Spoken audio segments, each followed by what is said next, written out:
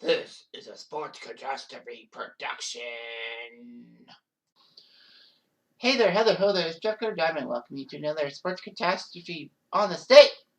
And on this day, September the 22nd, 1993, Nolan Ryan would pitch his final game as a member of the major leagues. Nolan Ryan's career was huge. Nolan Ryan started his career in the 1960s with the New York Mets. People forget about that. And people also forget that Nolan Ryan won a World Series ring with the 69 Mets as a spot starter / long reliever. But people do remember him being traded by the Mets to the Angels for Jim Fregosi, for the want of a third baseman that the Mets didn't really have until Hojo Howard Johnson came in the 1980s. But of course, yeah, I said people forget that he won a World Series ring and he looked pretty good. Fortunately for Nolan and unfortunately for the Mets, he became a superstar. He would pitch well with the Angels and be part of a great pitching duo with Frank Tanana when he was with the Angels. Unfortunately for Nolan, he would never win a Cy Young in his career, which was kind of criminal, even in the National League. God gravy. So anyway, Nolan Ryan was then signed by Houston as a free agent in 1979 after his deal with the Angels ended. And of course, with the Angels, Nolan Ryan pitched 4 no-hitters as a member of the Angels, tying Sandy Koufax's record for most no-hitters by a pitcher. With Houston, because it's in Texas, he was good. He helped Houston out to get to the 1980, 81, and 86 playoffs.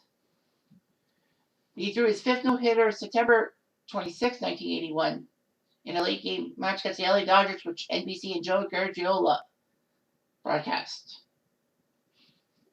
So anyhow, Nolan Ryan was a great pitcher for Houston. Unfortunately, though, Houston would flame out in the playoffs a lot. But then the Texas Rangers, or the Arlington Rangers, if you will, decided to take a chance on him and signed him for a few years to end his career. So he ended his career as a Texas Ranger. But he did get 2 no-hitters as a member of the Texas Rangers, 1990 against Oakland and 1991 against the Blue Jays. I would be more pissed at that last one, but I was only 6 years old. Anyhow, so Texas was in Seattle to take on the Mariners.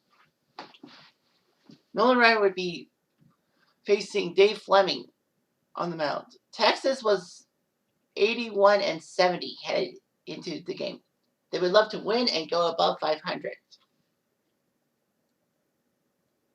So anyway, Texas had Don Harris, Chris James, Rafi Palmeiro, Julio Franco, Dean Palmer, Pudge Rodriguez, Doug Strange, Rob Ducey, and Manny Lee in the starting lineup. Seattle, the guys who would have to face Nolan Ryan to start the game, were Omar Vizquel, yeah, he was a Mariner, Rich Amaral, Ken Griffey Jr., Jay Buhner, Dan Howitt, Dave Magadan, Mike Flowers, Dave Valley, and Brian Terrain.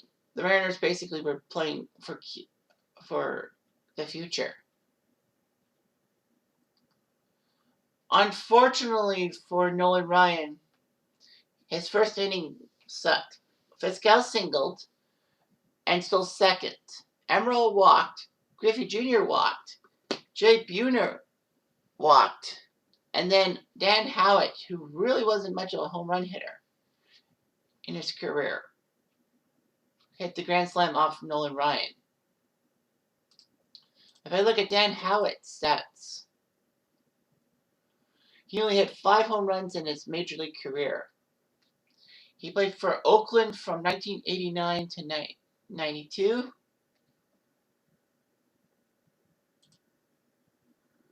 And then he traded to Seattle, and he played for Seattle in 93, and then with the White Sox in 94. So yeah, he only had 5 home runs in his major league career. 1 in 91 with Oakland, 1 in 92 with Oakland, 1 in 92 with Seattle, and 2 in 93. So, great moment for Dan Howitt. The worst part was that Nolan Ryan had lost his touch. And with the score 5-0, he crushed off the mound, and that would be the last time he would pitch in a major league game. Seattle crushed him into fine powder. Texas did score a run in the top of the fourth and in the top of the fifth to make it 5-2. Unfortunately, though, a pair of runs in the bottom of the fifth made it 7-2 Mariners. Texas would score a pair of runs late in the game, but Ted Power shut down the Rangers, and the Mariners won 7-4. The good news for Texas is they did get that 82nd win to go above 500. But the bad news is that Nolan Ryan just lost it. And the newspaper article you see there tells all the story about Nolan Ryan. But I mean, to last 27 years in the majors pitching, well, 20 years as a pitcher in the first place, that's humongo. So, yeah, a great job by the powers that be. But unfortunately for Nolan Ryan, that would be the end of it. Good news is that Nolan Ryan easily was a first ballot Hall of Famer in 1999. And what else is good news is that Texas actually was a better team. I'm lying. Texas was 10 games below 500. But if the playoffs were to start when that stupid strike of 94 happened, Texas would have won the AL West. Weird, huh? But yeah, Seattle would go on to take a couple years to find their groove and save the city from losing their baseball team. Just saying.